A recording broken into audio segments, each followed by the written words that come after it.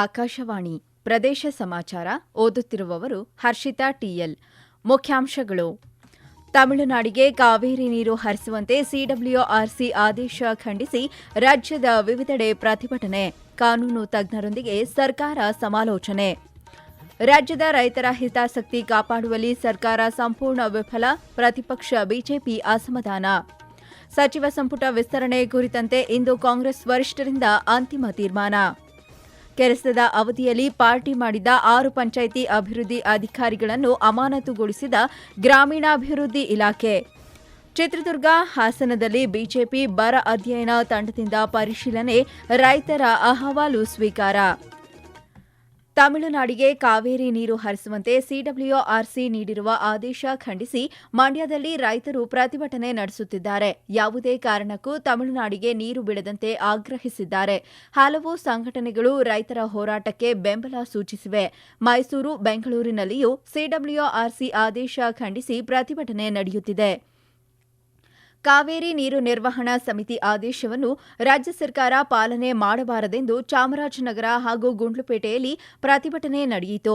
ರಾಜ್ಯ ರೈತ ಸಂಘದ ಕಾರ್ಯಕರ್ತರು ಚಾಮರಾಜನಗರ ಹೊರವಲಯದಲ್ಲಿ ರಸ್ತೆ ತಡೆದು ಪ್ರತಿಭಟನೆ ನಡೆಸಿ, ರಾಜ್ಯ ಸರ್ಕಾರವು ರೈತರ ಹಿತ ಕಾಯಬೇಕು, ಮೇಲ್ಮನವಿ ಸಲ್ಲಿಸಿ ವಸ್ತುಸ್ಥಿತಿ ಮನದಟ್ಟು ಮಾಡಬೇಕು, ಯಾವುದೇ ಕಾರಣಕ್ಕೂ ತಮಿಳುನಾಡಿಗೆ ನೀರು ಹರಿಸಬಾರದು ಎಂದು ಒತ್ತಾಯಿಸಿದ್ದಾರೆ. ಕನ್ನಡಪರ ಸಂಘಟನೆಗಳ ಸದಸ್ಯರು ಚಾಮರಾಜನಗರ ಭುವನೇಶ್ವರಿ ವೃತ್ತದಲ್ಲಿ ಖಾಲಿ ಬಿಂದಿಗೆ ಹಿಡಿದು ಪ್ರತಿಭಟನೆ ನಡೆಸಿದರು. ರಾಜ್ಯ ರೈತ ಸಂಘದ ಕಾರ್ಯಕರ್ತರು ಗುಂಡ್ಲುಪೇಟೆ ಪಟ್ಟಣದಲ್ಲಿ ಮೈಸೂರು ಊಟಿ ಹೆದ್ದಾರಿ ತಡೆದು ರಾಜ್ಯದಲ್ಲಿ ಬರಗಾಲ ಎಂದು ಘೋಷಿಸಬೇಕು, ತಮಿಳುನಾಡಿಗೆ ಯಾವುದೇ ಕಾರಣಕ್ಕೂ ನೀರು ಹರಿಸಬಾರದು, ನೀರು ಹರಿಸಿದರೆ ಹೋರಾಟ ನಡೆಸಲಾಗುವುದು ಎಂದು ಎಚ್ಚರಿಕೆ ನೀಡಿದ್ದಾರೆ. ಸಿಡಬ್ಲ್ಯೂಆರ್ಸಿ ಆದೇಶ ಕುರಿತಂತೆ ಮುಖ್ಯಮಂತ್ರಿ ಡಿಕೆ ಶಿವಕುಮಾರ್ ನವದೆಹಲಿಯಲ್ಲಿ ಕಾನೂನು ತಜ್ಞರೊಂದಿಗೆ ಸಭೆ ನಡೆಸಿದ್ದಾರೆ. ಸುಪ್ರೀಂ ಕೋರ್ಟ್ನಲ್ಲಿ ರಾಜ್ಯ ಸರ್ಕಾರದ ಪರ ವಕೀಲ ಮೋಹನ್ ಕಾತರಕಿ ಸೇರಿದಂತೆ ಹಿರಿಯ ಅಧಿಕಾರಿಗಳೊಂದಿಗೆ ಸಮಾಲೋಚನೆ ನಡೆಸಿದ್ದಾರೆ. ಇನ್ನೊಂದೆಡೆ ವಿಧಾನಸೌಧದಲ್ಲಿ ಜಲಸಂಪನ್ಮೂಲ ಸಚಿವ ರಾಮಲಿಂಗಾರೆಡ್ಡಿ ತುರ್ತು ಸಭೆ ಕರೆದಿದ್ದಾರೆ. ಸಭೆಯಲ್ಲಿ ಕಾವೇರಿ ನದಿ ವಿಚಾರದಲ್ಲಿ ಮುಂದಿನ ಕ್ರಮಗಳ ಕುರಿತು ಜಲಸಂಪನ್ಮೂಲ ಇಲಾಖೆಯ ಹಿರಿಯ ಅಧಿಕಾರಿಗಳೊಂದಿಗೆ ಸಭೆ ನಡೆಸಿದ್ದಾರೆ. ರಾಜ್ಯದ ಜನರಿಗೆ ಕುಡಿಯಲು ನೀರಿಲ್ಲ. ಇಂತಹ ಸಂದರ್ಭದಲ್ಲಿ ತಮಿಳುನಾಡಿಗೆ 3,500 ಕ್ಯೂಸೆಕ್ ನೀರು ಬಿಡುಗಡೆ ಮಾಡಲು ಹೇಳಿರುವುದು ಸರಿಯಲ್ಲ ಎಂದು ಉಪಮುಖ್ಯಮಂತ್ರಿ ಡಾ ಜಿ. ಪರಮೇಶ್ವರ್ ತಿಳಿಸಿದ್ದಾರೆ. ಬೆಂಗಳೂರಿನಲ್ಲಿ ಇಂದು ಸುದ್ದಿಗಾರರೊಂದಿಗೆ ಮಾತನಾಡಿದ ಅವರು, ಈ ಕುರಿತಂತೆ ಮುಖ್ಯಮಂತ್ರಿ ಸರ್ವಪಕ್ಷ ಸಭೆ ಕರೆಯಲಿದ್ದಾರೆ. ಸೋಮವಾರ ತಮಿಳುನಾಡು ಮುಖ್ಯಮಂತ್ರಿ ವಿಜಯನ್ ಜೋಸೆಫ್ ರಾಜ್ಯಕ್ಕೆ ಆಗಮಿಸಲಿದ್ದು, ಅವರೊಂದಿಗೆ ಚರ್ಚೆ ನಡೆಸಲಾಗುವುದು ಎಂದು ಹೇಳಿದ್ದಾರೆ. ಮೇಕೆದಾಟು ಯೋಜನೆ ಕುರಿತಂತೆ ನ್ಯಾಯಾಲಯದ ತೀರ್ಮಾನವೇ ಅಂತಿಮ ಎಂದು ಸ್ಪಷ್ಟಪಡಿಸಿದ್ದಾರೆ.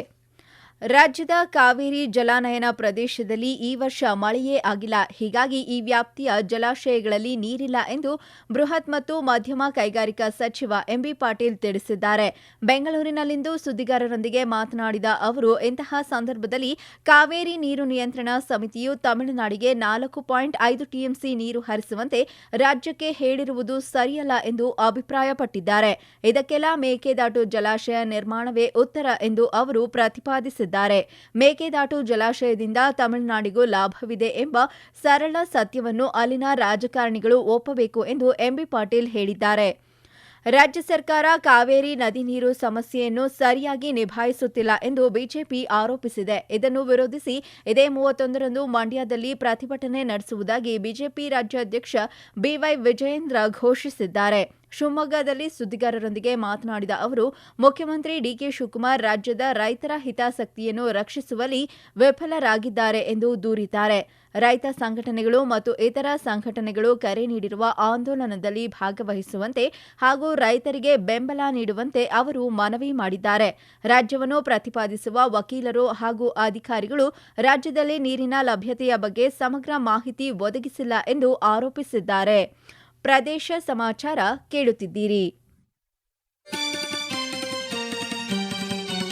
ನಮ್ಮ ಎಲ್ಲಾ ರಾಷ್ಟ್ರೀಯ ವಾರ್ತೆಗಳು ಹಾಗೂ ಪ್ರದೇಶ ಸಮಾಚಾರ ಈಗ ಆಕಾಶವಾಣಿ ನ್ಯೂಸ್ ಕನ್ನಡ ಯೂಟ್ಯೂಬ್ ಚಾನೆಲ್ನಲ್ಲಿ ಲಭ್ಯ. ನಮ್ಮ ಎಕ್ಸ್ ಖಾತೆ ಮತ್ತು ಇನ್ಸ್ಟಾಗ್ರಾಂ ಖಾತೆ ಆಕಾಶವಾಣಿ ನ್ಯೂಸ್ ಕನ್ನಡ.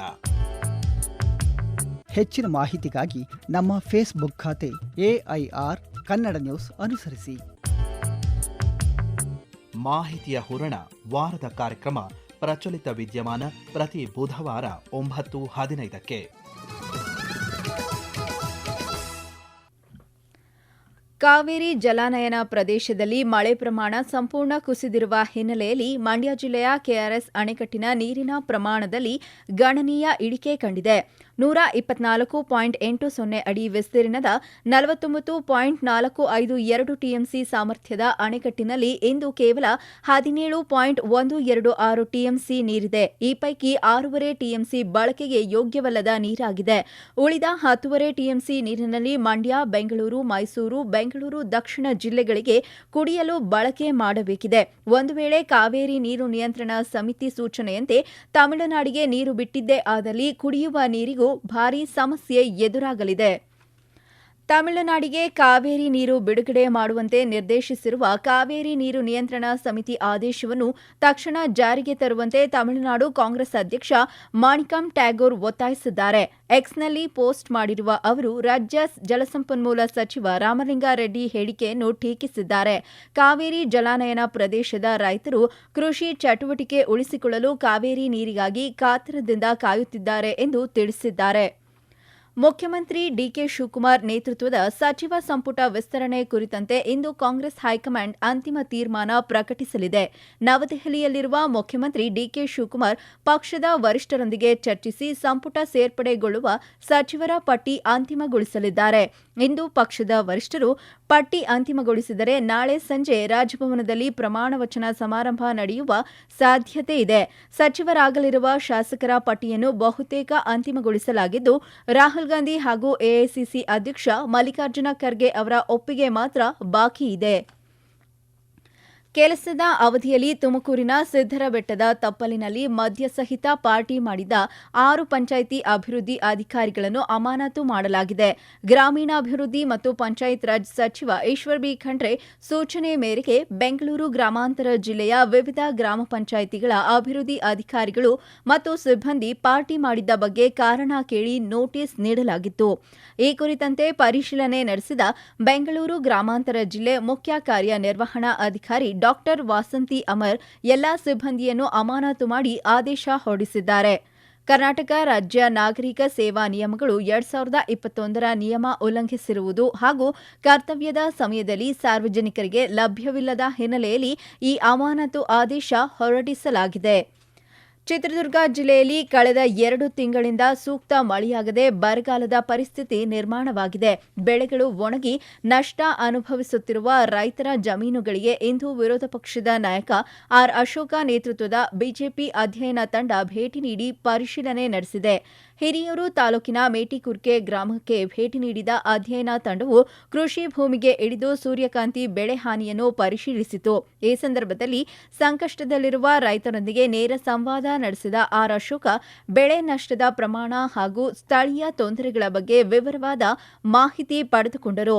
ಇನ್ನೊಂದೆಡೆ ಹಾಸನ ಜಿಲ್ಲೆಗೆ ಇಂದು ಬಿಜೆಪಿ ಬರ ಅಧ್ಯಯನದ ಮತ್ತೊಂದು ತಂಡ ಭೇಟಿ ನೀಡಿ ಪರಿಶೀಲನೆ ನಡೆಸುತ್ತಿದ್ದು ವರದಿಯನ್ನು ಸರ್ಕಾರಕ್ಕೆ ಸಲ್ಲಿಕೆ ಮಾಡಲಿದೆ. ಶಾಸಕರಾದ ಸುನೀಲ್ ಕುಮಾರ್, ಅರಗ ಜ್ಞಾನೇಂದ್ರ, ಎಚ್ಕೆ ಸುರೇಶ್, ಸಿಮೆಂಟ್ ಮಂಜು, ಚನ್ನಬಸಪ್ಪ, ಎಂಎಲ್ಸಿ ಅರುಣ್ ನೇತೃತ್ವದ ತಂಡ ಇಂದು ಹಾಸನ ತಾಲೂಕಿನ ಮೊಸಳೆ ಗ್ರಾಮಕ್ಕೆ ಭೇಟಿ ನೀಡಿ ಬರ ಅಧ್ಯಯನ ಆರಂಭಿಸಿದೆ. ರೈತರ ಹೊಲದಲ್ಲಿ ರೋಗಕ್ಕೆ ತುತ್ತಾಗಿರುವ ಮೆಕ್ಕೆಜೋಳ ವೀಕ್ಷಿಸಿದ ತಂಡ ರೈತರಿಂದ ಸಮಸ್ಯೆ ಆಲಿಸಿ ಬರದಿಂದ ಆಗಿರುವ ಬೆಳೆ ಹಾನಿ ಹಾಗೂ ಇತರ ಸಮಸ್ಯೆಗಳ ಬಗ್ಗೆ ಬರ ಅಧ್ಯಯನ ತಂಡಕ್ಕೆ ರೈತರು ಮಾಹಿತಿ ನೀಡಿದ್ದಾರೆ. ಕೊನೆಯಲ್ಲಿ ಮತ್ತೊಮ್ಮೆ ಮುಖ್ಯಾಂಶಗಳು. ತಮಿಳುನಾಡಿಗೆ ಕಾವೇರಿ ನೀರು ಹರಿಸುವಂತೆ ಸಿಡಬ್ಲ್ಯೂಆರ್ಸಿ ಆದೇಶ ಖಂಡಿಸಿ ರಾಜ್ಯದ ವಿವಿಧೆಡೆ ಪ್ರತಿಭಟನೆ. ಕಾನೂನು ತಜ್ಞರೊಂದಿಗೆ ಸರ್ಕಾರ ಸಮಾಲೋಚನೆ. ರಾಜ್ಯದ ರೈತರ ಹಿತಾಸಕ್ತಿ ಕಾಪಾಡುವಲ್ಲಿ ಸರ್ಕಾರ ಸಂಪೂರ್ಣ ವಿಫಲ, ಪ್ರತಿಪಕ್ಷ ಬಿಜೆಪಿ ಅಸಮಾಧಾನ. ಸಚಿವ ಸಂಪುಟ ವಿಸ್ತರಣೆ ಕುರಿತಂತೆ ಇಂದು ಕಾಂಗ್ರೆಸ್ ವರಿಷ್ಠರಿಂದ ಅಂತಿಮ ತೀರ್ಮಾನ. ಕೆಲಸದ ಅವಧಿಯಲ್ಲಿ ಪಾರ್ಟಿ ಮಾಡಿದ 6 ಪಂಚಾಯಿತಿ ಅಭಿವೃದ್ಧಿ ಅಧಿಕಾರಿಗಳನ್ನು ಅಮಾನತುಗೊಳಿಸಿದ ಗ್ರಾಮೀಣಾಭಿವೃದ್ಧಿ ಇಲಾಖೆ. ಚಿತ್ರದುರ್ಗ, ಹಾಸನದಲ್ಲಿ ಬಿಜೆಪಿ ಬರ ಅಧ್ಯಯನ ತಂಡದಿಂದ ಪರಿಶೀಲನೆ, ರೈತರ ಅಹವಾಲು ಸ್ವೀಕಾರ. ಇಲ್ಲಿಗೆ ಪ್ರದೇಶ ಸಮಾಚಾರ ಮುಗಿಯಿತು. ನಮ್ಮ ಮುಂದಿನ ವಾರ್ತಾ ಪ್ರಸಾರ ಸಂಜೆ 6:40ಕ್ಕೆ.